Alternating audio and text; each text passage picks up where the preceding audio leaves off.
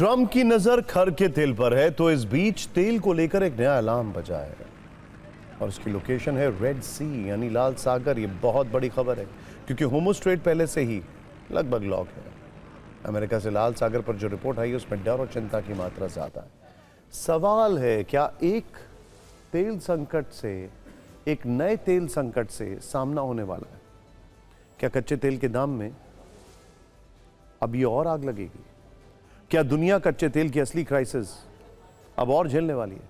क्या यूरोप और एशिया के देश तेल के लिए तरसने वाले हैं? ये सवाल हूती विद्रोहियों की एक चेतावनी से निकले हैं जो अब खुलकर ईरान के साथ वॉर जोन में उतर गए हैं।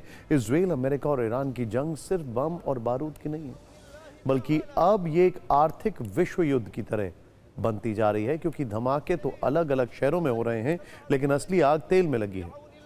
स्ट्रेट ऑफ होर्मुज़ के बंद होने से कच्चे तेल के दाम पहले से ही काफी ऊपर हैं।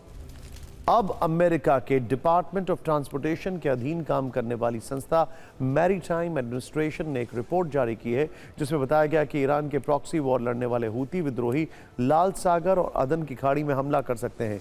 हूती विद्रोहियों का टारगेट है बाब अल मंदेब स्ट्रेट से गुजरने वाले कमर्शियल शिप, और सबसे बड़ा खतरा अमेरिकी, ब्रिटिश और इजरायली जहाजों पर है जिन पर हूती विद्रोही ड्रोन, मानव रहित अंडर वाटर व्हीकल और मिसाइलों से हमला कर सकते हैं। जिस बाब अल मंदेब स्ट्रेट पर हूती विद्रोहियों के हमले का सायरन बज रहा है उसकी खासियत है कम चौड़ाई, जो हूतियों को इसे कंट्रोल करने में मदद करती है। ये स्ट्रेट अपने सबसे संकीर्ण पॉइंट पर सिर्फ 18 मील चौड़ा है, जिससे ये हूती विद्रोहियों के लिए आसान टारगेट होता है। बाब अल मंदेब असल में लाल सागर को अदन की खाड़ी और अरब सागर से जोड़ता है। बाब अल मंदेब अरबी भाषा का शब्द है, हिंदी में जिसका मतलब है आंसुओं का द्वार। इसीलिए सवाल है कि अब लाल सागर से दुनिया के तेल वाले आंसू निकलने वाले हैं। अगर लाल सागर में हूती विद्रोहियों का हमला होता है तो कैसे दुनिया और खासकर यूरोप और पश्चिमी देशों के लिए तेल वाली तबाही आ सकती है, ये जरा डिटेल देखते हैं आप। असल में बाब अल मंदेब तेल और गैस की ग्लोबल सप्लाई के लिए दुनिया का सबसे अहम समुद्री मार्गों में से एक है। दुनिया के कुल व्यापार की लगभग 12% सप्लाई बाब अल मंदेब से होती है और 20% स्ट्रेट ऑफ होर्मुज़। तो 20 और 12 आप देखते जाइए। इसी समुद्री रास्ते से दुनिया का करीब 10% तेल और एलएनजी निकलता है।